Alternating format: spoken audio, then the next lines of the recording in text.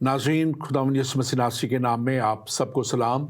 मैं आपका खादम, आपका host reverend doctor Robinson Oscar ईमान का सफ़र प्रोग्राम लेके आज फिर आपके सामने हाज़िर हूँ। और नाज़रीन, मैं खुदावंद अपने खुदा का शुक्रगुज़ार हूँ जो हमारी ज़िंदगी में हमें बार बार ये मौके अता कर देता है कि ज़िंदगी के सफ़र में और ईमान की इन राहों पर चलते हुए हम उस जगह तक पहुँचे जहाँ खुदावंद हमारा खुदा चाहता है कि हम ईमान की राहों को और वो राहें जो उसने अपने नबियों के वसीला से और फिर आखिर में अपने बेटे यीशु के मसीह के वसीला से हम तक पहुंचा दी और हमको वो तालीम दे दी, यानी बाइबल मुक़द्दस के मुताबिक हमें उस जगह तक पहुंचने के वो तमाम तालीम हम तक पहुंचा दी। हम चाहते हैं आज के इस प्रोग्राम के वसीला से भी, ईमान के सफ़र के वसीला से भी, कि आप तक भी ये तमाम बातें पहुँचें ताकि आप चाहे किसी भी रंग, नस्ल या मज़हब से ताल्लुक़ रखते हैं, आप भी उस हमेशा की ज़िंदगी को हासिल करें, क्योंकि खुदावंद हमारा खुदा यही चाहता है। क्योंकि हर एक शख्स को बनाने वाला, चाहे वो किसी भी रंग और नस्ल से है, दुनिया के किसी भी कोने में, किसी भी हिस्से में, किसी भी मज़हब का पैरोकार है, खुदावंद चाहता है कि सच्चाई की बातें उन तक पहुँचें। और कलाम मुक़द्दस यानी बाइबल मुक़द्दस कहती है कि तुम सच्चाई को जानोगे और सच्चाई तुम्हें आज़ाद करेगी। और ये सच्चाई की बातें आप तक पहुंचाने के लिए हमने पिछले दिनों प्रोग्राम शुरू किया। खुदा की बादशाही के ताल्लुक़ से हमने प्रोग्राम किए और फिर हमने ये भी इस पे भी बात की कि कौन उस खुदा की बादशाही में शामिल होगा। और फिर हमने इन बातों को भी जाना कि यीशु मसीह के वसीला से हम सब खुदा की बादशाही में दाखिल होते हैं। और जब यीशु मसीह इस दुनिया में आए और उन्होंने तालीम दी तो उन्होंने कहा कि यूँ समझो कि खुदा की बादशाही तुम्हारे दरमियान में है। यानी कि यीशु मसीह का आना उस खुदा की बादशाही की नवीद थी और खुदा की बादशाही मसीह पे ईमान ले आने से हमारे अंदर आ जाती है और यूँ हम खुदा की बादशाही के वारिस बनते हैं जब हम मसीह पे ईमान लाके, उसकी कामिल और काफ़ी कुर्बानी पे ईमान लाके और उसके कलाम के मुताबिक चलते हुए हम जब आगे बढ़ते चले जाते हैं तो हम, जैसे कलाम मुक़द्दस कहता है, कि हम कामलियत की तरफ बढ़ते चले जाते हैं।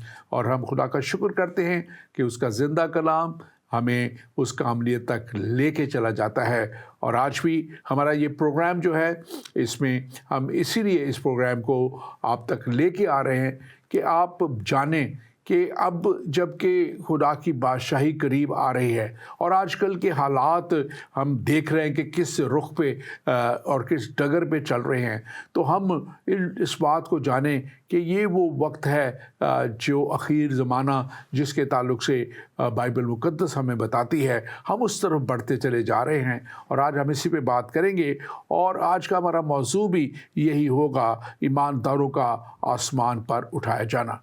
ईमानदारों का आसमान पर उठाया जाना, ये आज का हमारा टॉपिक है, जिसको इंग्लिश में रैप्चर कहते हैं।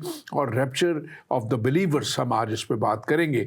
और हम बात करेंगे कि ये बिलीवर्स कौन से बिलीवर्स हैं, हम इनके ताल्लुक़ से भी बात करेंगे और आप कैसे बिलीवर बन सकते हैं, हम इस ताल्लुक़ से भी बात करेंगे, ताकि आप भी उस जगह तक पहुँचें और आप भी यीशु मसीह जब आसमान पर आएँ हमें लेने के लिए, ईमानदारों को लेने के लिए, तो आप भी उस फ़ौज का हिस्सा हों, यानी कि उस गिरोह का, जलाली कलीसिया का हिस्सा हों जो आसमान पर उठाई जाएगी। और आज इस टॉपिक पे बात करने के लिए मेरे साथ स्टूडियो में मौजूद हैं पास्टर वसीम हनीफ़। पास्टर वसीम हनीफ़ हमारे साथ पहले भी बहुत से प्रोग्रामों में आ चुके और खुदा के अच्छे नौजवान खादम हैं और सेकुलर जॉब के साथ साथ ये एक एमबीसी चर्च है उसके भी पास्टर हैं।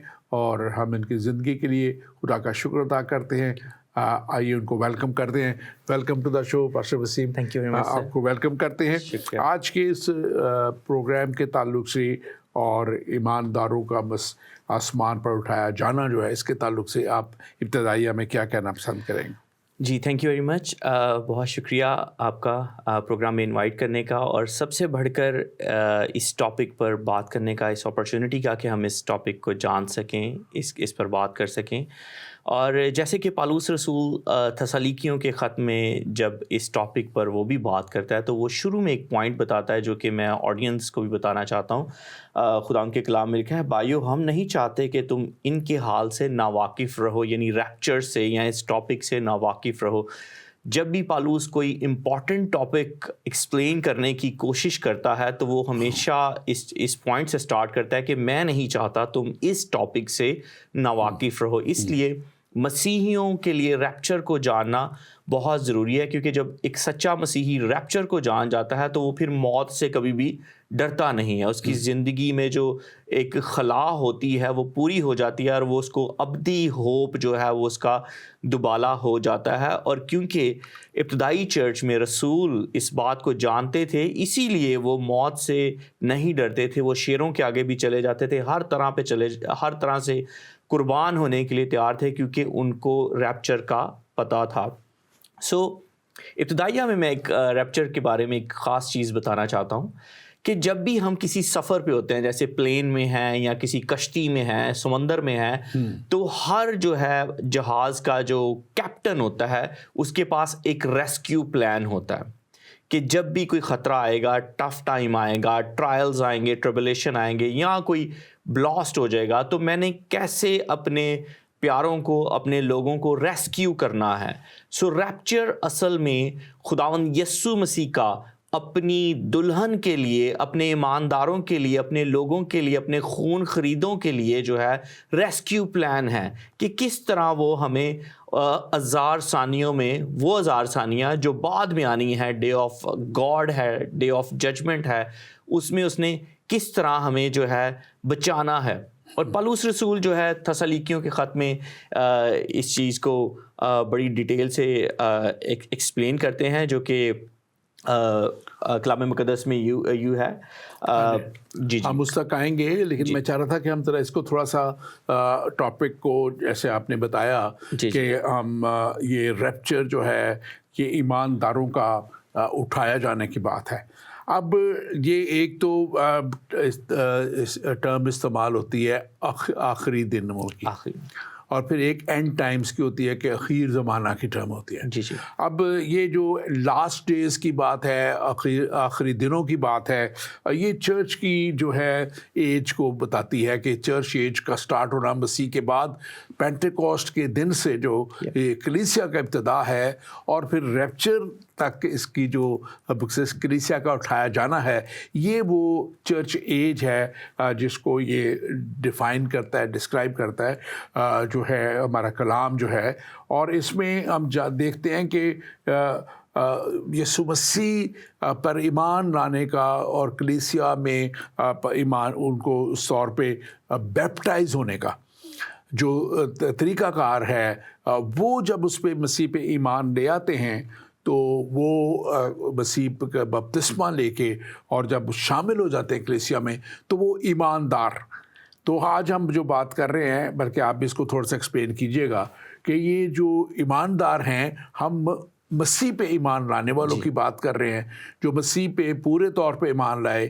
بعض لوگ یہ کہتے ہیں کہ ہاں ہم ایمان رکھتے ہیں کہ وہ ایک نبی تھے، لیکن نبی کے طور پہ نہیں، ایک نجات دہندہ کے طور پہ، اور اس طور پہ جیسے کلام مقدس یعنی بائبل مقدس اور انجیل مقدس بتاتی ہے، اگر اس طرح ایمان کوئی لے آتا ہے تو وہ ایماندار کہلاتا ہے۔ اور یہ جو ریپچر کی بات ہے یہ انہیں ایمانداروں کے تعلق سے ہے۔ آپ ذرا اینڈ ٹائمز کے تعلق سے تھوڑا سا بیان کیجیے گا کہ یہ اخیر زمانہ کی جب بات ہوتی ہے تو اس سے کیا مراد ہے؟ جی، اکثر جب ہم ریپچر کی بات کرتے ہیں تو ریپچر سے پہلے ہے کہ ٹرائلز اور ٹربلیشن کا جو پیریڈ آئے گا، تو اکثر لوگ اس میں کنفیوز ہو جاتے ہیں کہ آج کل بھی دنیا میں ٹرائلز اور ٹربلیشن اور مسیحیوں کے ساتھ شروع سے ہی ہزار ثانیہ اور مصیبتیں رہیں، لیکن کلام مقدس میں جو ہے جو اینڈ ٹائم ہے اس کے لیے اسپیسیفک ڈیٹیلز موجود ہیں اور پراپر ریفرنسز موجود ہیں، اور اس کو طرح طرح کے ناموں سے مخاطب کیا گیا ہے۔ اس کو ڈے آف ریتھ بھی کہا گیا ہے، day of trouble and day of darkness بھی کہا گیا ہے، جس کے بہت سارے ریفرنس ہیں۔ ڈے آف کرائسٹ بھی کہا گیا ہے، فائنل ریزریکشن، لاسٹ ڈے بھی کیا کہا گیا، ڈے آف ہوپ بھی کہا گیا۔ اگر ہم آموس کی کتاب دیکھیں تو وہ اس کو ڈے آف دا لارڈ کہتا ہے آموس کی کتاب میں. پھر یسایہ بھی اس کو ڈے آف لارڈ کہتا ہے. اگر ہم یسایہ 6 باب اس کی 13ویں آیت پڑھیں تو وہ کہتا ہے نوحہ کرو کیونکہ خداوند کا دن نزدیک ہے, وہ تباہی کے طور پر آئے گا. وہاں گریٹ ڈسٹرکشن کی بات ہے. پھر ڈے آف ڈارکنس بھی اس کو کہا گیا ہے. تسلیکیوں کے خط میں ہی پالوس رسول کہتا ہے خداوند کا دن ایسا ہے جیسے رات کو چور آتا ہے, سو اس کو ڈارکنس کے طور پر بھی ڈیفائن کیا گیا. پھر ججمنٹ فوکس ڈے ہے مقدس متی کی انجیل میں, اس کو ڈے آف ججمنٹ بھی کہا گیا ہے کہ مقدس متی کی انجیل اس کے 10ویں باب میں خداوند یسوع مسیح کہتے ہیں کہ ان پر افسوس جو اس ڈے آف ججمنٹ میں ہوں گے. پھر جو مقدس پطرس ہیں وہ بھی اس دن کے بارے میں اس کو عدالت کے دن اور سزا کا دن کہتے ہیں. اگر ہم پطرس کا خط اس کا 2 باب اس کی 9ویں آیت دیکھیں تو اس کو عدالت کا دن اور سزا کا دن بتایا گیا ہے. رومیو کے خط میں اس کو غضب کا دن بتایا گیا ہے. رومیو 5 باب اس کی 2 آیت میں پالوس رسول کہتے ہیں تم اپنے لیے غضب کے دن کے لیے غضب جمع کر رہے ہو. اور مکاشفہ کی کتاب میں اس کو گریٹ ڈے آف غضب یعنی غضب کا عظیم دن کہا گیا ہے. سو اور کلام مقدس میں day of vengeance, day of God Almighty, day of trouble, day of calamity اور day of doom, Christ centre day, بہت سارے نام ہیں. لیکن ہمیں ان سخت ناموں سے گھبرانے کی ضرورت نہیں ہے. ہمارے پاس زندہ امید ہے کیونکہ ہم جیسے میں نے شروع میں بتایا کہ ہم تو ریسکیو ہو جائیں گے جتنے بھی ایماندار ہیں. تو ہمارے لیے جب ہم ڈے آف ججمنٹ پڑھتے ہیں تو اکثر لوگ گھبرا جاتے ہیں. ہمارے لیے گھبرانے کی بات نہیں, ہمارے لیے خوشی کی بات ہے کیونکہ ریپچر جو ہے اس کی میں ایک بک اسٹڈی کر رہا تھا. آج ہی میں ایک آرٹیکل پڑھا تو اس میں ایک رائٹر اس کو بڑی خوبصورتی سے بیان کرتا ہے. جب میں ریپچر کی میننگ دیکھ رہا تھا تو وہ کہتا ہے ریپچر ایسا ہے کہ جیسے بھیڑیا آتا ہے, چرواہا اپنی بھیڑ کو فوراً اٹھا لیتا ہے. تو ہمارا مجھے ایک دم انالوجی آئی کہ یسوع مسیح جو ہے وہ ہمارا چرواہا ہے, اور جیسے ہی کوئی غضب کا دن آنا ہے اس نے اپنی بھیڑوں کو بالکل اٹھا لینا. بالکل. اور کتاب جو میرے خیال ابھی آپ کے پاس بھی ہے, آپ نے اس میں سے بھی دیکھا. یہ کتاب اپنے ناظرین کے لیے بھی میں دکھاتا چلوں کہ یہ جو کتاب ہے اخیر زمانہ میں کیا ہوگا. آپ اس کے تعلق سے بھی آپ بتا رہے تھے کچھ, آپ نے اس میں سے بھی کچھ یہ جو جی بالکل, this is very very good book. اور اس کا جو ہے مسیح کی دوسری آمد کا جو ٹاپک ہے میں نے وہ پڑھا. اور اس ٹاپک میں جو نیم ہیں, جو یہ ابھی جو نام میں نے لیے ہیں, یہ سارے اس بک میں بڑی ڈیٹیل سے آپ نے لکھے ہیں, which is very helpful for me. اور اس لیے میں اس کو ساتھ بھی لے کے آیا. تھینک یو ویری مچ آپ کا. اور آپ نے اب جب آپ کی جو آپ گفتگو کر رہے تھے تو میں نے 2-3 پوائنٹ اس میں سے پک کیے. آپ نے کہا کہ یہ وہ ڈارک کا اندھیرے کا دن لوگوں کے لیے, اور پھر یہ وہ ججمنٹ کا ڈے جس سے لوگ گھبراتے ہیں اور یہ وہ.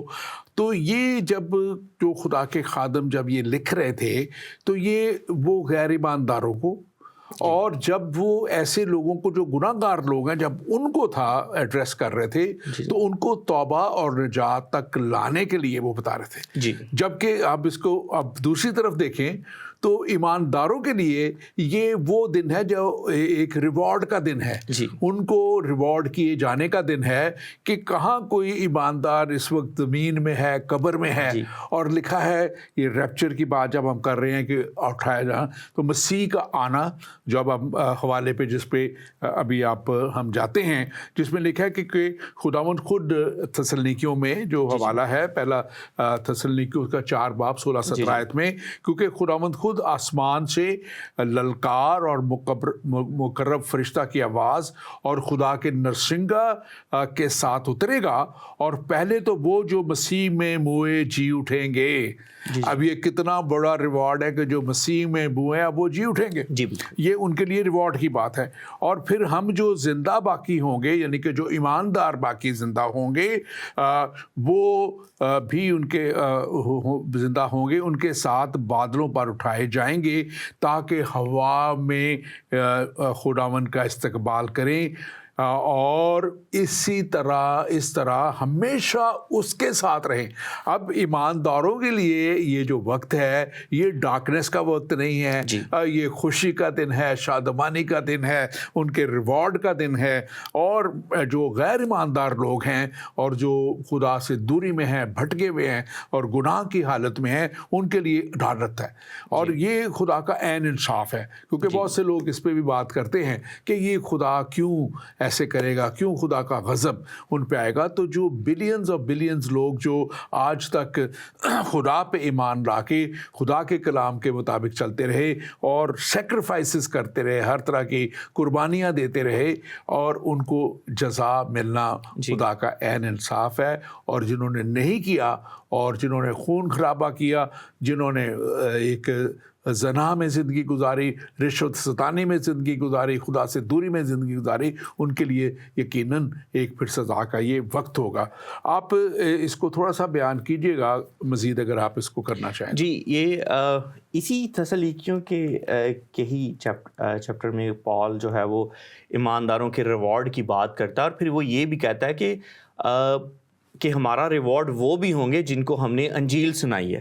وہ لوگ بھی ہوں گے کہ جیسے آپ عرب میں جاتے ہیں, مشنری کام کر رہے ہیں, اور بہت سارے لوگ ایسے ہیں کہ آپ پریچ کر کے آگے آپ کو نہیں پتا کہ وہ آپ کے وسیلے سے مسیح کے پاس آئے ہیں, تو وہاں وہ بھی ریوارڈ ملے گا کہ یہ شخص جو ہیں یہ کنگڈم میں آپ کی وجہ سے کنگڈم میں آئے ہیں. دوسری بات, ریوارڈ کی بات بھی جب پالوس کرتا ہے تو جو اسٹیون ہے ورڈ وہ اسٹیفنوس کراؤن کے لیے یوز ہوا ہے. وہ کہتا ہے کہ وہ ایسا کراؤن, ایسا ریوارڈ ملے گا آپ کو جو مرجھانے والا نہیں ہے, جس کے لیے وہ کہتا ہے کہ مرجھانے والے صحرے کے لیے محنت نہ کرو, کیونکہ آپ کو اینڈ میں وہ ریوارڈ ملنا ہے, وہ کراؤن ملنا ہے جو کبھی بھی ختم نہیں ہو سکتا, ایٹرنل ریوارڈ ہے.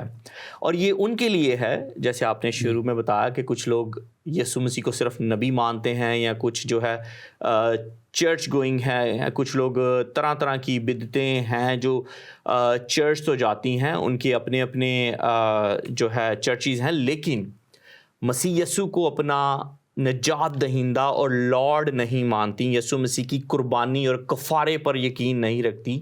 اور جو لوگ یسوع مسیح کی قربانی, اس کے کفارے پر یقین رکھتے ہیں, اس کو اپنا حقیقی نجات دہندہ مانتے ہیں, وہ لوگ جو ہیں وہ ریپچر میں جائیں گے, اور باقی جو ہیں لوگ ان کے لیے یہ سزا ہوگی.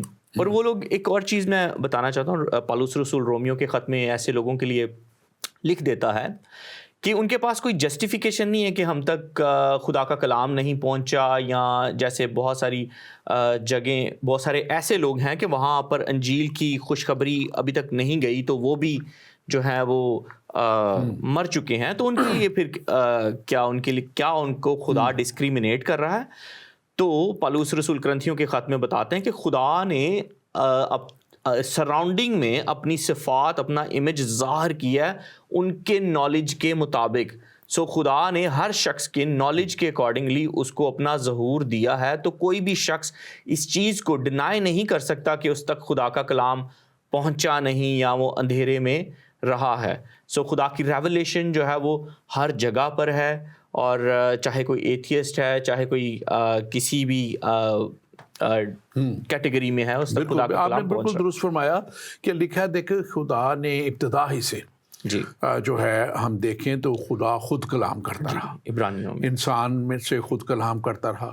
پھر اس نے نبیوں کو بھیجا, پھر اس نے موسیٰ کے وسیلہ سے اپنی قوم بنی اسرائیل کو چنا, ابراہیم کے وسیلہ سے چنا, اور پھر موسیٰ کے وسیلہ سے ایک شریعت ان کو دی گئی اور قوانین دے دی گئی تاکہ اس پر چلتے ہوئے. لیکن پھر جب ان سارے قوانین کو اور خدا کے ساتھ اس طور پہ یہ لوگ نہ چل پائے اور وہ شریعت کو نہ پورا کر پائے, تو لکھا ہے کہ آخر میں اس نے اپنے بیٹے یسوع مسیح کے وسیلہ سے یہ کلام جو ہے وہ خود لکھا ہے مجسم ہوا.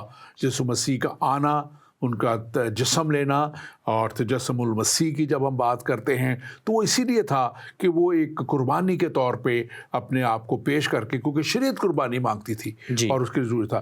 اب وہ جب گئے اور آسمان پر اٹھائے گئے تو یہ ریپچر ہی ان کا مسیح کا ہم کہہ سکتے ہیں.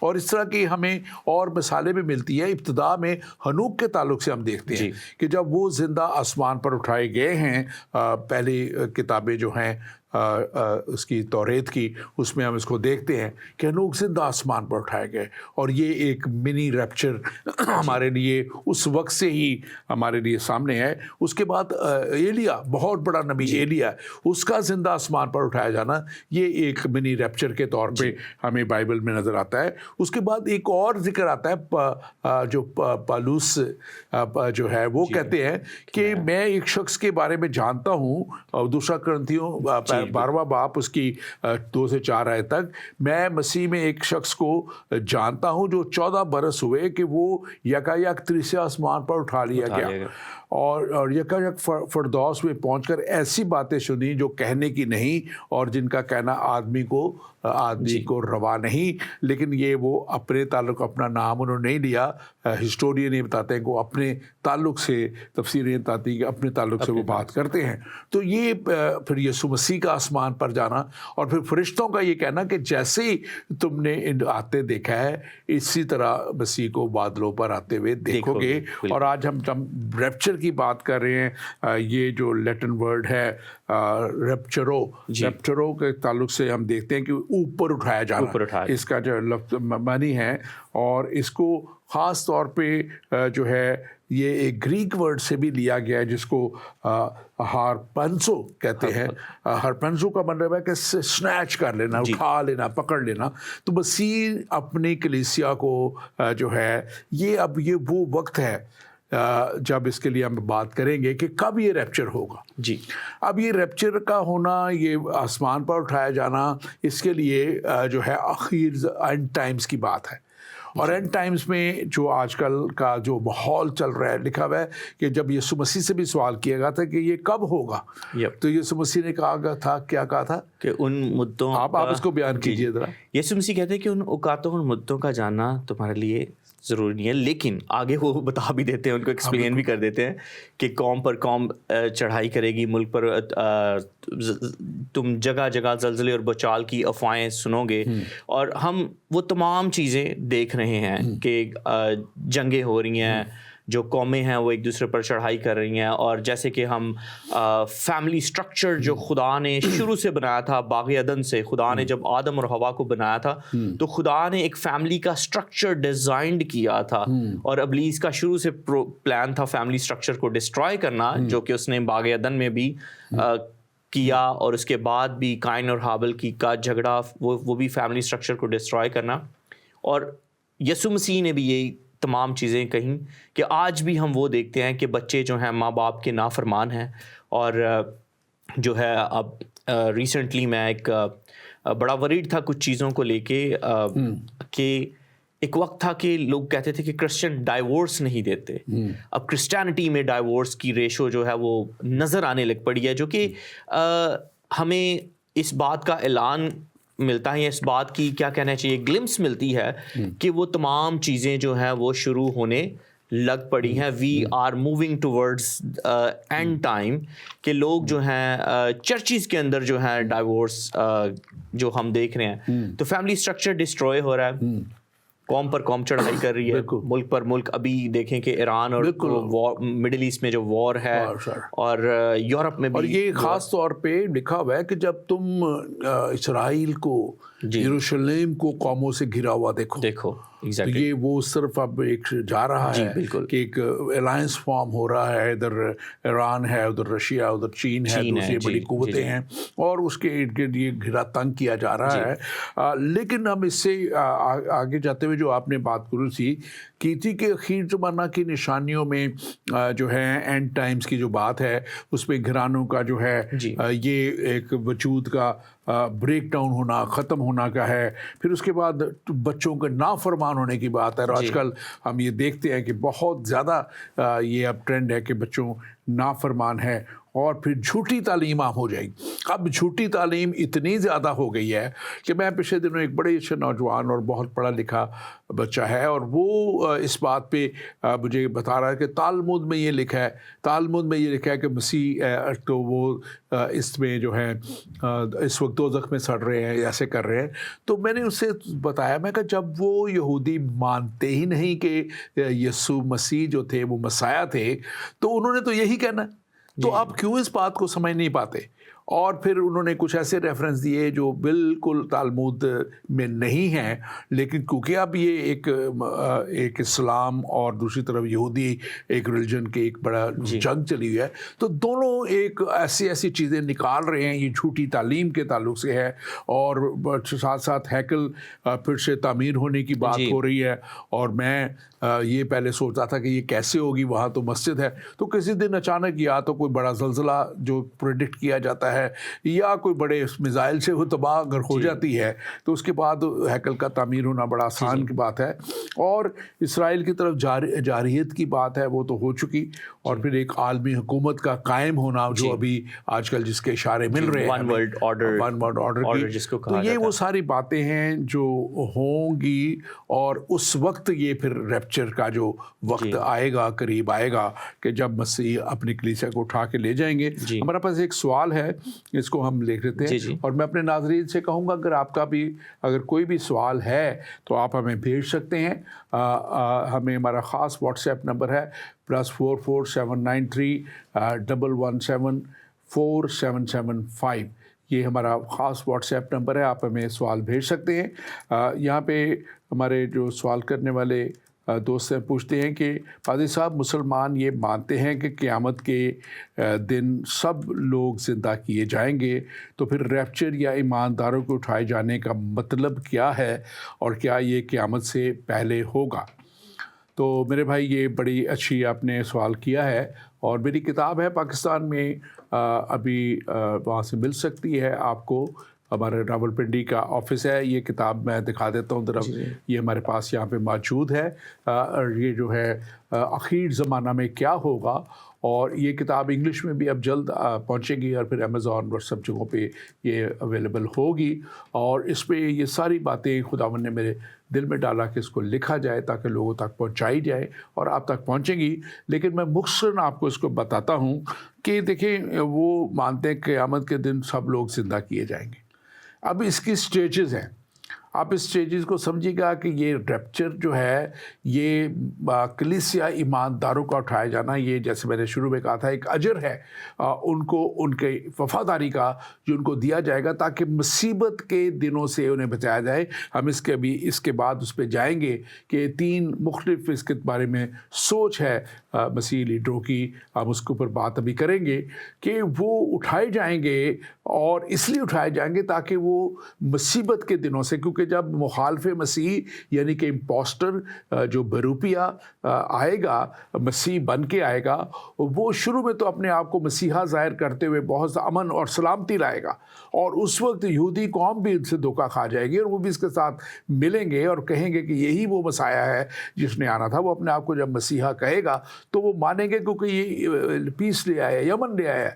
اور اس کے بعد جب وہ 3.5 سال کے بعد، یہ مصیبت کے 7 سالوں میں 3.5 سال کے بعد، جب کلیسیا پہلے سے ہی جا چکی، آسمان پہ اٹھائی جا چکی، ایماندار جا چکے، تو اس وقت یہ 3.5 سال کے بعد یہ اپنی جب بت کو نصب کرے گا ہیکل میں، تو اس وقت جو ہے یہ جو ہے یہودی اس بات کو جانیں گے کہ ہمارے ساتھ تو دھوکہ ہو گیا، اور وہ اس سے علیحدہ ہوں گے، اور پھر وہ اس بات کا اعلان کریں گے کہ اصل مسیحا وہی تھا جو آیا تھا، اور بہت سے لوگ جو ہیں اس وقت ایمان لے آئیں گے، اور بہت سے لوگ جو ہے ایمان نہ صرف اسرائیل میں سے لائیں گے، کیونکہ میڈیا کے وسیلہ سے اتنی ترقی ہو چکی ہے کہ دنیا کی قومیں بھی اس بات کو جانیں گی۔ اب آپ کا سوال یہ ہے کہ یہ جو ہے سب لوگ زندہ کیے جائیں گے، تو سب لوگ ایک آخر میں بالکل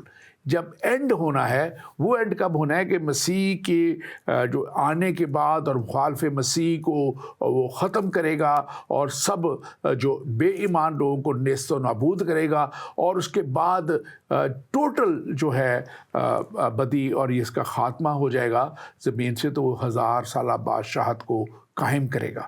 اور 1000 سالہ بادشاہت کے قائم ہونے کے بعد لکھا ہے کہ ان 1000 سالوں میں ابلیس باندھا جائے گا، اور پھر 1000 سال کے بعد وہ پھر سے تھوڑے سے وقت کے لیے آزاد کیا جائے گا۔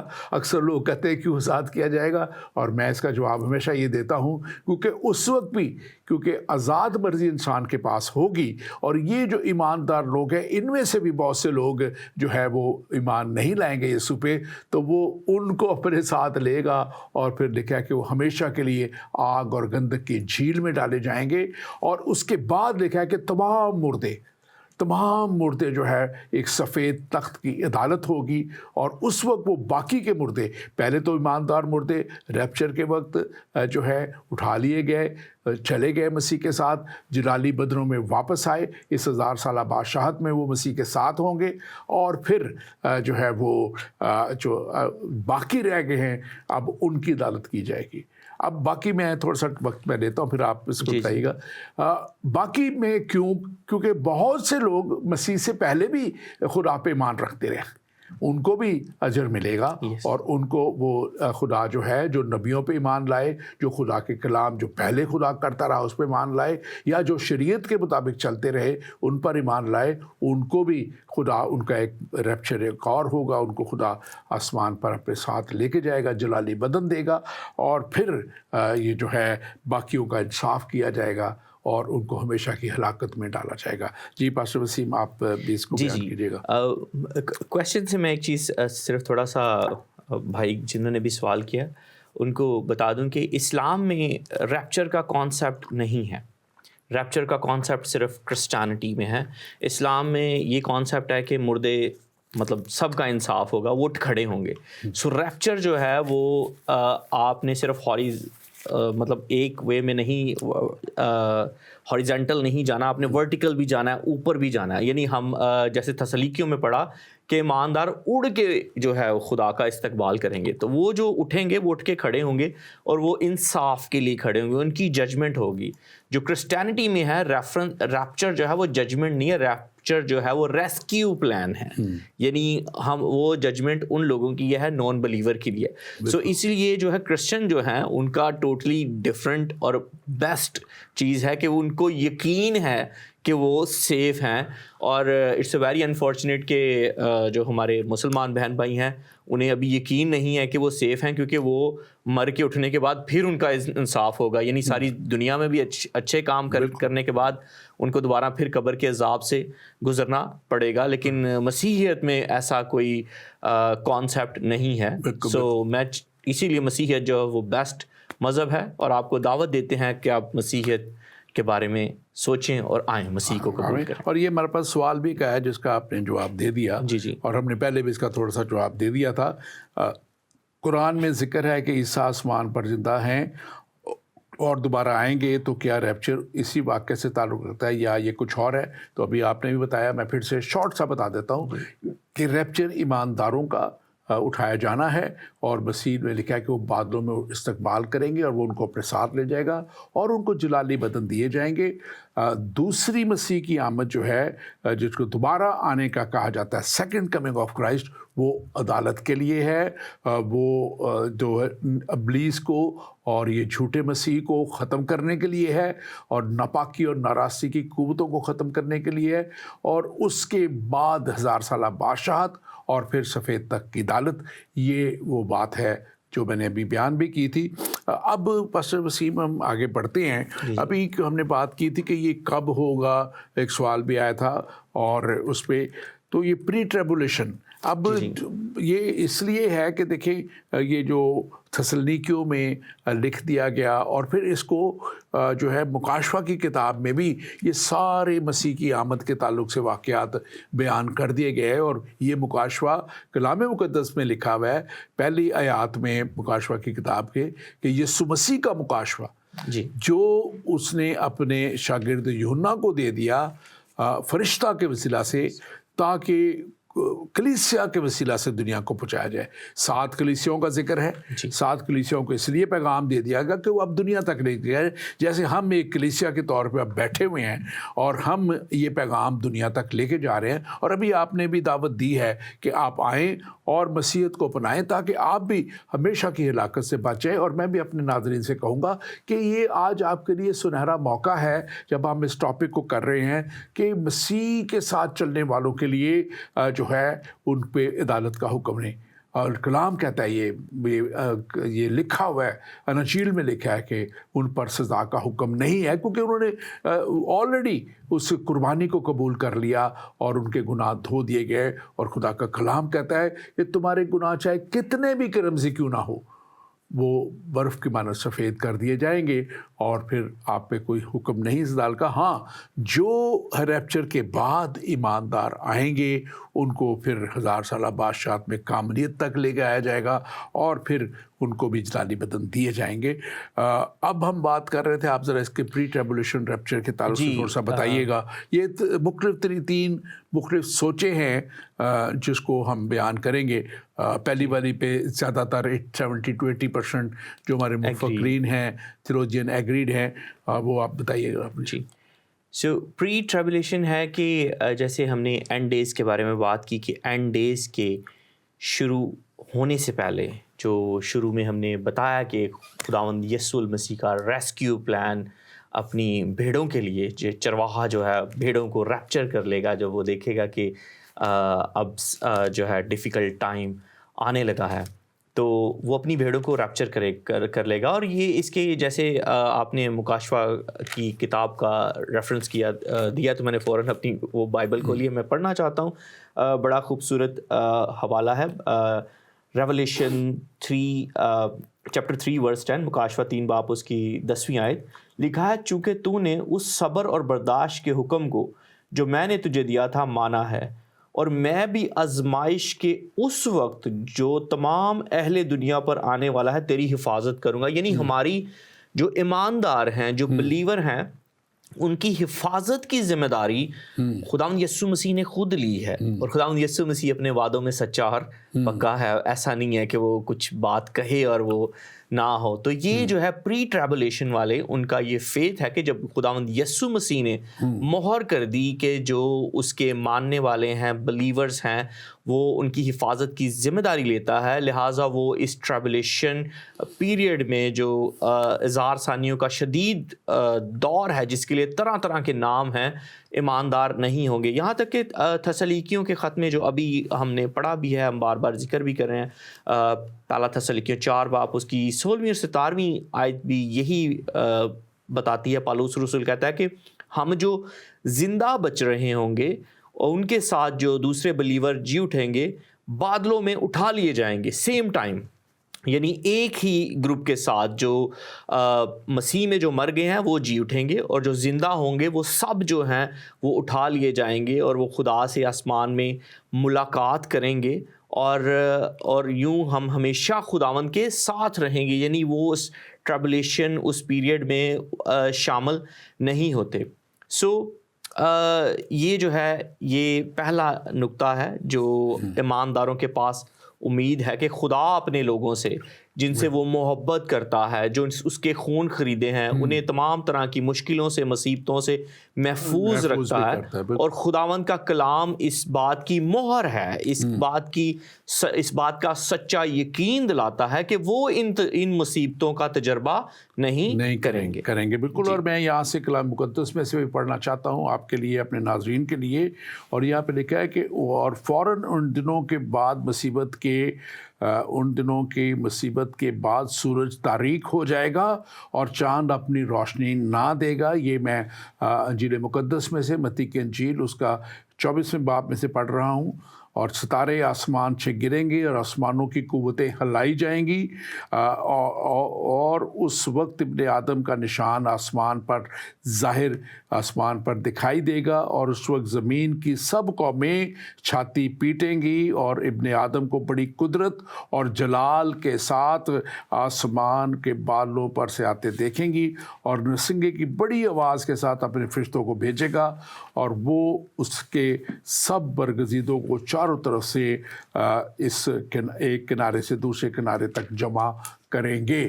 اور جیسے میں نے کہا تھا کہ یہ اس وقت کے ریپچر کے بعد ان 7 سالوں میں جو ایمان لانے والے دنیا کے لوگ ہیں، کیونکہ ایک بڑی منادی اس وقت بھی کی جائے گی، ایک لمبی اسٹڈی ہم نے پہلے بھی دی ہے، ہمارے پروگرام جو ہے اینڈ ٹائمز کے اوپر، اخیر زمانہ کے اوپر 200 ایمان کا سفر 217 سے لے کے 264 نمبر تک آپ یہ پروگرام کافی سارے پروگرام آپ دیکھیں، تقریباً 40 پروگرام ہم نے کیے ہیں، اور آپ کو اس پہ ساری تفصیل ملے گی۔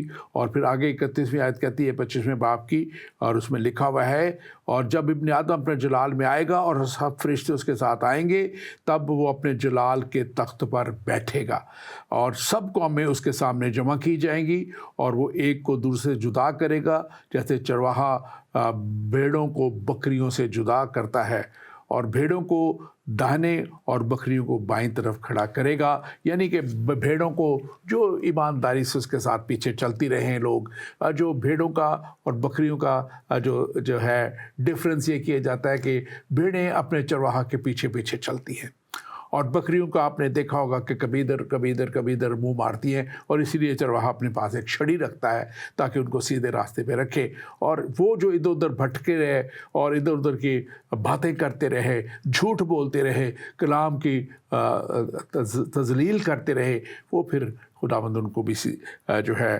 اپنے جلال میں جب آئے گا تو ان کا حساب لے گا۔ ہمارے پاس ایک اور سوال ہے، پادری صاحب، مسلمان یہ سمجھتے ہیں کہ دنیا کا خاتمہ ایک ہی دن میں ہوگا، تو پھر بائبل میں بیان کردہ یہ ترتیب جو ہے ریپچر، ٹریبولیشن، سیکنڈ کمنگ کیسے سمجھائی جائے گی؟ پاسٹر وسیم آپ بتائیے اس کو۔ تھینک یو ویری مچ یہ کویسچن مجھے دینے کا۔ پہلی بات تو جو بھی آپ کویسچن کر رہے ہیں، جیسے میری بات سنیں، بخار چیک کرنے کے لیے نا ایک تھرمامیٹر ہوتا ہے ایسا، اور بخار تھرمامیٹر سے چیک ہوتا ہے، تنکے سے بخار چیک نہیں ہو سکتا۔ سو جو کسی بھی چیز کو میجرمنٹ کا پیمانہ ہے وہ یہ کتاب ہے۔ ہم اس کے علاوہ اگر مجھے کوئی کہے کہ گیتا میں ایسے لکھا ہے یا جو ہے کسی اور کتاب میں ایسے لکھا ہے، تو جو کرسچن ہیں ان کا آنسر اور کویسچن کلام مقدس ہے۔ ہم کلام مقدس کو پرکھنے کے لیے قرآن پاک کا سہارا نہیں لیتے، کیونکہ کلام مقدس خود زندہ کلام ہے۔ سو ان کی کتاب میں کیا لکھا ہے آئی ڈونٹ نو کہ وہ ان کا اپنا نظریہ، اپنا پوائنٹ ہے۔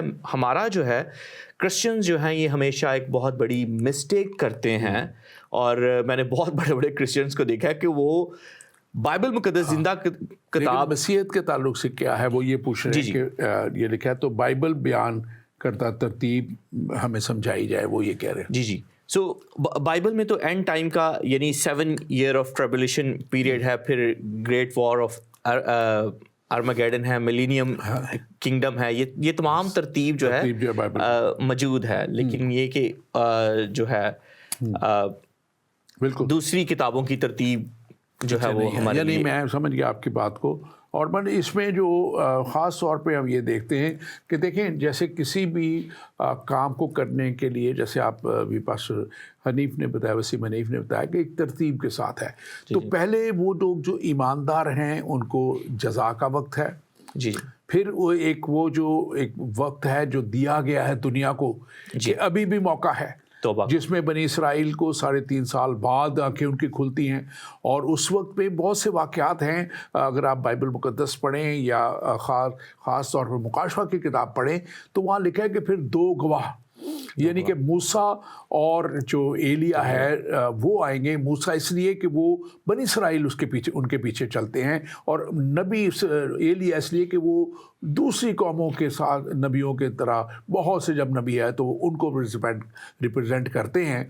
और उस वक्त मीडिया अभी इतना तरक्की कर चुका है कि दुनिया में एक खबर उसी वक्त पहुंचती है पूरी दुनिया में, तो उस वक्त इतना मीडिया तरक्की कर चुका होगा कि वो सब कुछ दुनिया देखेगी और कि क्या दुनिया में हो रहा है। और उस वक्त लिखा है कि इब्लीस जो है वो इन दो गवाहों को मारेगा। और ये एक इसलिए है कि खुदा अपना आप पूरी दुनिया को अब एक ही वक्त में दिखा रहा है। पहले तो मुख्तलिफ इलाकों में जाते रहे, कोई मुबशर जा रहा है, कोई इंजील लेके जा रहा है, कोई नबी जा रहा है, कोई पैगंबर जा रहा है। लेकिन अब मीडिया की वसीला से जो है ये जो है दो गवाहों का जो है, जब इब्लीस उन्हें मारेगा और मुखालिफ मसीह जो उस वक्त होगा उस वक्त मारेगा, तो वो 3.5 दिन तक लिखा है कि 3 दिन तक वो पड़े रहेंगे मुर्दा, और वो दुनिया को दिखाएगा कि देखो इनका खुदा अब कहाँ है। और फिर वहाँ से वो जब जिंदा होंगे और खुदा उन्हें उठा खड़ा करेगा, तो वहाँ पे लिखा है कि दुनिया देखेगी। और फिर यीशु मसीह का उस वक्त आना और यीशु मसीह का मुखालिफ मसीह और उसकी कुव्वतों का ख़त्म करना, ये ऐन खुदा के कलाम में लिख दिया गया है ताकि दुनिया देखे और दुनिया जाने और कोई ये ना कह सके कि मुझे मौका नहीं मिला था इसलिए मैंने नहीं पहचाना मसीह को। तो ये इसलिए ये सारा सिस्टमेटिक जो तरीक़ाकार है। और फिर 1000 साल बादशाहत भी इसीलिए है कि अब वो जो ईमान लाएंगे वो ईमान तो ले आए लेकिन अभी परफेक्ट नहीं किए गए, तो उनको जो है परफेक्ट किया जाए, कामलियत तक लेके आया जाए। और फिर ईमानदार जो पहले उठाए गए, एक वादा उनके लिए था कि उनको 50-50 और 100-100 पे इख्तियार दिया जाएगा, तो उस वक्त उनको इख्तियार इन लोगों पे उस 1000 साल बादशाहत में दिया जाएगा, जिसमें वो इनको डिसाइपल करेंगे, ट्रेन करेंगे, शागिर्दियत में लाएंगे, मसीहत में अच्छे तौर पे खुदा के साथ चलना सिखाएंगे। और फिर इनको भी 1000 साल बाद जलाली बदन दिए जाएंगे और फिर वो आसमान की बादशाही में लिखा है कि यीशु मसीह इनको लेके आसमान की बादशाही में चले जाएंगे। और जो नीचे रह गए हैं उनके लिए कलाम मुकद्दस में लिख दिया गया है। मुकाशवा की किताब अगर आप देखें तो वहाँ पे बड़े वाज़ेह तौर पे लिख दिया गया है कि ये जो है उनको ये यहाँ पे लिखा हुआ है कि वो आग और गंधक की झील में डाले जाएंगे।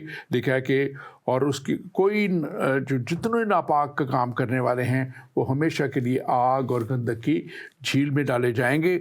और इसमें यहाँ पे मैं आपके लिए पढ़ देता हूँ उनका ये 21वां बाब उसकी 10वीं आयत। और उनका गुमराह करने वाला इब्लीस आग और गंधक की झील की उस झील में डाला जाएगा जहाँ वो हवान और झूठा नबी भी होगा और वो रात दिन अब्दुल आबाद अजाब में रहेंगे। अब्दुल आबाद मीन हमेशा के लिए, जो कि एक हमेशा की ज़िंदगी मिल रही है ईमानदारों को, यहाँ हमेशा की हलाकत मिल रही है।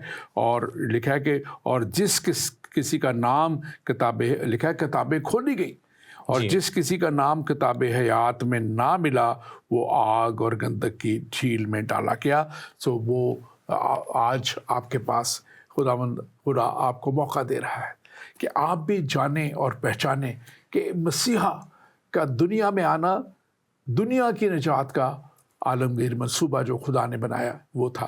पास्टर वसीम आगे बढ़ते हुए हम देखते हैं कि सिर्फ मैं ऐड करना चाहता हूं आपकी बात से कि जैसे ये सारी चीज़ें आप बता रहे हैं और जिस तरह बाइबल मुकद्दस एक ऐसी किताब है कि जिसकी तमाम नबूवतें जो हैं वो पूरी हुई एंड टाइम पर एंड मौक़ों पर और तरह बतरह। इस तरह जो सेकंड कमिंग है या न्यू टेस्टामेंट में जो चीज़ें लिखी गई हैं जो आपने अभी बताई हैं, ये ऐसा नहीं है कि ये पूरी ना हो, ये बिल्कुल उसी तरह होंगी। क्योंकि जब हम किसी शख्स का किसी भी चीज़ को टेस्ट करते हैं तो अगर वो पास्ट में टेस्टिफाई होती है, इस ट्रायल से गुजर कर 100% आती है, तो उसका फ्यूचर में भी उसकी वही गारंटी होती है। तो ये गारंटी शुदा कलाम है कि यीशु मसीह जो है वो बादलों पर आएंगे, किसी भी वक्त आएंगे। और हमें जो ईमानदार हैं उनके पास ये खुशी की बात है, ज़िंदा उम्मीद है कि वो हमें अपने साथ लेकर चला जाएंगे। और पौलुस रसूल कहता है कि ये पलक झपकते ही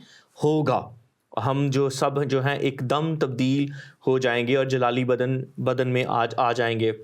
जब पलक झपकने की बात करते हैं तो एक होता है आंख बंद करना, आंख मारना। ये पलक झपकना है जो ये उससे भी پوائنٹ سیکنڈ کا حصہ، یعنی انسٹنٹ ایسے ہے جیسے بندہ رات کو سوتا ہے اور جب نیند سے اٹھتا ہے تو وہ اس تمام پیریڈ کو بھول جاتا ہے کہ وہ کتنے گھنٹے سویا، 8 گھنٹے سویا، 10 گھنٹے سویا. اسی طرح جب یسوع مسیح ایمانداروں کو لینے آئے گا ریپچر کے دوران، تو ہم بھی جو ہیں جب مسیح کے ساتھ جی اٹھیں گے، جو مردہ ہیں وہ جی اٹھیں گے، اور ہم جو ساتھ ہوں گے، ہم وہ تمام جو چیزیں ہیں جو وہ ایک خواب کی طرح ختم ہو جائیں گی، اور ہم اس خوشی میں، اس اٹرنل گلوری میں مسیح کے ساتھ جو ہے شامل ہو جائیں گے. اور جس طرح مسیح یسوع کا جو بدن ہے، جلالی ہے، جو ہم نے کلام مقدس میں دیکھا کہ وہ دیوار کے اندر سے بھی گزر جاتا ہے، ایمانداروں کو بھی بالکل اسی طرح کا بدن دیا جائے گا، اور وہ اس بدن میں اڑ بھی سکیں گے، اور ہر طرح جو ہے جس طرح جلالی بدن کی خصوصیات مسیح یسوع میں تھیں، اس طرح ایماندار بھی اسی کیٹیگری میں مسیح کے ساتھ شامل ہوں گے. بالکل. بس اب ہم تھوڑا سا مختصر ٹچ کریں گے، وقت تھوڑا ہے کہ مڈ ٹریبولیشن کو ہم ٹچ کریں گے کہ یہ کچھ لوگ یہ سمجھتے ہیں کہ جب یہ 3.5 سال ہوں گے اور اس وقت جب ابلیس پہچانا جائے گا، مخالف مسیح پہچانا جائے گا کہ یہ جھوٹا مسیح ہے، اس وقت کلیسیا اٹھائی جائے گی، کیونکہ اس وقت دراصل مصیبتوں کا شروع ہوگا. تو ان کا کچھ یہ ایمان ہے. ہم اس کے تعلق سے میں ایک سادہ چیز میں نا اس کو بیان کر دیتا ہوں کہ جو مڈ ٹریبولیشن والے ہیں ان کا موقف یہ ہے جیسے آپ ایک کشتی میں جا رہے ہیں اور طوفان آ گیا. آپ نے طوفان میں آدھا رستہ طے کر لیا، اور آدھا رستہ طے کرنے کے بعد آپ کو خدا جو ہے وہ بچا لیتا ہے، اور آدھا طوفان ابھی ہے. جو ڈینیل نبی کی پروفیسی سے وہ جو ہاف ایئر لیتے ہیں 3.5 ایئر، اس کو وہ کہتے ہیں کہ 3.5 ایئر تک جو ہے ایماندار جو ہیں وہ اظہار ثانیوں سے گزریں گے. پھر مقدس متی کی انجیل 24ویں باب سے وہ ریفرنس لیتے ہیں، 24واں باب اس کی جیسے 24ویں بات میں ڈیٹیلز ہے، جیسے 15ویں آیت میں لکھا ہے، جب تم اس اجاڑ دینے والی مکروہ چیز کو جس کا ذکر دانیل نبی نے کیا ہے مقدس مقام پر کھڑا دیکھو، تو اس وقت جو یہودیہ میں ہو پہاڑوں پر بھاگ جائے. اور وہ ساری ڈیٹیل آگے یسوع مسیح بتاتے ہیں. تو لوگ اس ریفرنس کو جو کنفیوز ہیں اس ریفرنس کے بارے میں، ان کو وہ سمجھتے ہیں کہ یہ مڈ ٹریبولیشن پیریڈ کی بات ہو رہی ہے. بالکل. ہمارے پاس ایک اور سوال ہے، وقت بہت تھوڑا ہے، کوئکلی لے لیتے ہیں جلدی سے. اگر خدا محبت ہے تو کچھ لوگوں کو پہلے کیوں اٹھا لے گا اور باقیوں کو زمین پر چھوڑے گا؟ کیوں چھوڑے گا؟ کیا یہ انصاف کے خلاف نہیں؟ تو میرے بھائی یا بہن جو بھی آپ ہیں، آپ نے لکھا ہے یہ انصاف ہے، کیا یہ انصاف کے خلاف ہے؟ کیا یہ انصاف کے خلاف نہیں؟ یہ لکھا ہوا ہے یہاں پہ. تو یہ دیکھیں کہ پہلی بات میں آپ کو بتاؤں کہ لکھا ہے کہ اگر خدا محبت ہے، تو اگر کو آپ اٹھا دیں خدا محبت ہے، اس میں کوئی دو رائے نہیں. اور کلام مقدس یہ کہتا ہے یوحنا 3 باب 16 میں، کیونکہ خدا نے دنیا سے ایسی محبت رکھی کہ اس نے اپنا اکلوتا بیٹا بخش دیا تاکہ جو کوئی اس پر ایمان لائے ہلاک نہ ہو بلکہ ہمیشہ کی زندگی پائے. اب آپ مجھے یہ بتائیں کہ ہم 6000 سال سے خدا مختلف طریقوں سے خود کلام کرتا رہا، نبیوں کے وسیلہ سے کلام کرتا رہا، پھر شریعت موسیٰ کے وسیلہ سے دی، پھر اس کے مطابق، پھر اخیر زمانہ میں اپنے بیٹے یسوع مسیح کے وسیلہ سے کلام دیا. ایک راستہ بھی انہیں دے دیا کہ یہ وہ راستہ ہے جس کے اوپر آپ چلتے ہوئے ہمیشہ کچھ بھی نہیں کرنا، کہیں ٹکٹیں ہوائی جہاز کی، بحری جہازوں کی لے کے جا کے کہیں طواف نہیں کرنا، کچھ نہیں کرنا، کوئی خریدنا کچھ نہیں ہے، لگانا کچھ نہیں ہے، صرف مسیح پہ ایمان لینا ہے کہ یہی خدا کا برہ دنیا کے جہان کے گناہ اٹھا لے جانے کے لیے خدا نے بھیج دیا. آپ ہر سال برے کاٹتے رہتے ہیں، اور کئیوں کی تو توفیق ہی نہیں کہ وہ برے خرید سکیں، اور وہ تھوڑا گوشت لے کے ہی وہ کھا لیتے ہیں، لیکن ان کو تو قربانی کی توفیق ہی نہیں. تو یہ کیا خدا کا انصاف نہیں، عین محبت نہیں ہے کہ اس نے اپنے بیٹے کو ہی بھیج دیا کہ وہ ان کی جگہ قربانی دے دے؟ اور جب اس نے بیٹے کو بھیج دیا تو کیا خدا ہمارا اتنا ہی بے انصاف ہے کہ اب جو ایمان لے آئے ان کو بھی اور جو نہیں لائے ان کو بھی ایک ہی کٹہرے میں رکھے؟ وہ یہ خدا کا عین انصاف ہے. اور میں سمجھتا ہوں کہ یہی خدا کی خوبی ہے کہ جو اجر دینا بھی اسی کا کام ہے. लिखा है कलाम मुक़द्दस में कि वो अजर देता है, आप ज़रूर इसमें ऐड कीजिए। सो खुदा मोहब्बत है लेकिन खुदा ईवल नहीं है। हाँ। ये बात आपने हमेशा याद रखनी है। और खुदा की जब हम सिफ़ात पढ़ते हैं तो वहाँ खुदा की एक सिफ़त है जस्ट, आदल या राइचियस। सो जब हम राइचियस लफ्ज़ की डिटेल में जाते हैं तो राइचियस शख्स वो होता है जो सच्चा इंसाफ करने वाला है। और खुदा ने इंसान को फ्री विल दी है, और जिन लोगों ने उस फ्री विल के ज़रिए यीशु मसीह को रिजेक्ट किया या गलत काम किए, अगर खुदा उनका इंसाफ नहीं करेगा, उनको जस्टिफाई नहीं करेगा, तो वो फिर खुदा नहीं है। सो खुदा मोहब्बत है, खुदा ईवल नहीं है। सो ये ऐसे ही है कि आपके घर में जो है कोई शख्स आ जाए, वो मतलब सबको मार दे और उसके बाद जो है उसको फ्री छोड़ दिया जाए, उसको अदालत के कॉन्सिक्वेंसेस से गुजरना पड़ेगा। बेशक आप उसे माफ़ कर सकते हैं आप उस शख्स को, लेकिन जो गवर्नमेंट का लॉ है, अदालत का लॉ है, उसको उससे गुजरना पड़ेगा। तो वो जो है राइचियस जज जो है, गॉड इज़ अ जज, वो रास्तबाज और नाराज़ की अदालत करेगा। और अगर वो नाराज़ की अदालत नहीं करेगा तो फिर ये रास्तबाज के साथ ज़्यादती है। तो खुदा कभी भी ज़्यादती नहीं करता, वो सच्चा आदल है। इसी अदल की वजह से उसने हमारी अदालत के लिए अपने बेटे को सज़ा दी। अगर हम मोहब्बत के लिटरली मीनिंग को देखें तो फिर उसे अपने बेटे को भी सज़ा नहीं देनी चाहिए थी। बिल्कुल बिल्कुल। और हमारे साथ अभी बिल्कुल आखिरी मिनट रह गए हैं। मैं क्विकली बताता चलूँ कि पोस्ट रेवोल्यूशन में जो समझते हैं कि बिल्कुल आखिरी नरसिंह का जब फूंका जाएगा तो उस वक्त ये रैप्चर होगा, कलीसिया उठाई जाएगी, ये उनका ख्याल है। लेकिन मसीहत में जो मुत्तफ़िक इस बात पे हम सब मुत्तफ़िक हैं कि चाहे वो प्री ट्रिबुलेशन हो, चाहे वो मिड ट्रिबुलेशन हो, चाहे वो पोस्ट ट्रिबुलेशन हो, वही होगा, ईमानदार ही मसीह के पास जाएंगे और वही करेंगे। आप आखिरी मिनट में क्विकली इसको वाइंड अप कीजिएगा। जी बिल्कुल। आपने जो है वो दरिया को कूज़े में बंद कर दिया कि चाहे प्री ट्रिबुलेशन हो, चाहे पोस्ट ट्रिबुलेशन हो, चाहे मिड ट्रिबुलेशन हो, सबके पास ज़िंदा उम्मीद है। और ज़िंदा उम्मीद जो है, खुशी की बात है कि सबकी उम्मीद ये है कि बचाने वाला जो है वो यीशु मसीह ही है। वही एक रास्ता है, वही बचाने वाला है, वही कश्ती है। चाहे प्री ट्रिबुलेशन में हम मुश्किलों से बचने की बात कर रहे हैं, चाहे मिड ट्रिबुलेशन में हम मुश्किलों में गुजरने की बात कर रहे हैं, या पोस्ट ट्रिबुलेशन में तमाम मुश्किलों से गुजरने की बात कर रहे हैं, इन तमाम में जो मुश्किल कुशा है, जो मुश्किल मदा है, वो यीशु मसीह ही है। उसी ने सब कुछ। Thank you very much pastor Wasim, God bless you. और नाज़रीन, मैं आपको बताता चलूँ कि मसीहत में ख़ास तौर पे ये बात हम आप तक लाना चाहते हैं कि दरवाज़ा खुला हुआ है। और लिखा है कि यीशु मसीह के मुकाशवा की किताब में लिखा हुआ है कि वो दरवाज़े पे खड़ा हुआ खटखटा रहा है। और आज वो आपके दरवाज़े पे भी खड़ा खटखटा रहा है। आप जिन तक ये प्रोग्राम पहुंच गया, आज जब आप प्रोग्राम को देख रहे हैं या बाद में देखेंगे, आप ज़रूर जितने भी आज प्रोग्राम देख रहे हैं इसको शेयर कीजिए, ताकि बहुत से लोग हलाकत से बच जाएं और हमेशा की ज़िंदगी में आ जाएं। क्योंकि कलाम कहता है, मुकाशवा की किताब उसका 22वां बाब और उसकी 14वीं आयत में, मुबारक हैं वो जो अपने जामे धोते, क्योंकि ज़िंदगी के दरख्त के पास आने का इख्तियार पाएंगे। यानी कि अपने आप को पाक करते, साफ़ करते। मसीहत का पैगाम पाकीज़गी का पैगाम है। मसीहत का पैगाम सेंटिफिकेशन का, यानी कि अपने आप को पाक साफ़ कर लेने का जो पैगाम है। और यीशु मसीह ने आकर कहा, मेरे पीछे चले आओ, क्योंकि मैंने तुम्हारे लिए अपना फिदिया दिया है। और आज फिर मसीह मेरे और आपके लिए ये पैगाम यहाँ पे लेके आए हैं। और मुकाशवा की किताब उसका 18वां बाब और उसकी 4 आयत कहती है, फिर मैंने आसमान पे में किसी और को ये कहते सुना कि ऐ मेरी उम्मत के लोगों, इसमें से निकल आओ ताकि तुम उसके गुनाहों में शरीक ना हो और उसकी आफतों में से तुम पर कोई ना आ जाए। आज हम यही पैगाम आपको देने चाहते हैं। निकल आए उस तालीम में से जो आपको आफतों तक ले जाएगी।